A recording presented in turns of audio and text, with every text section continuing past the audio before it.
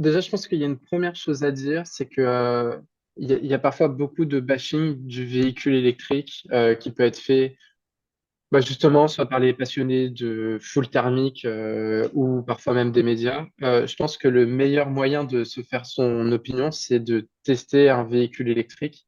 C'est un produit qui est quand même très agréable à l'usage, qui est silencieux, qui fait pas de bruit, et avoir entre guillemets sa pompe à essence chez soi, c'est quand même très agréable. Et diviser son coût de recharge par rapport à son coût d'essence par 4, c'est quand même aussi très très agréable, surtout dans des périodes un peu inflationnistes dans laquelle nous sommes. Donc, je recommanderais surtout à, à certains qui ont des doutes sur le véhicule électrique, ce qui peut être compréhensible, juste d'aller tester. Et que la plus grosse anecdote que je vais donner, c'est là où il faut être très vigilant. C'est pas forcément sur l'autonomie du véhicule, savoir s'il en a 500, 600, 700, 800, etc.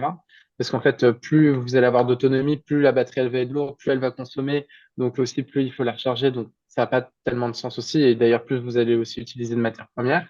Mhm. Là où il est l'enjeu, surtout, c'est surtout la puissance de recharge qu'accepte une voiture électrique en recharge rapide, parce que les véhicules électriques sont inégaux vis-à-vis de ce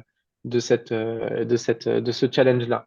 Donc, c'est surtout la chose à observer. C'est mieux d'avoir un véhicule qui a 400 km d'autonomie, mais qui se recharge en 15 minutes, que d'avoir un véhicule qui en fait 600 et qui se recharge en 45 minutes.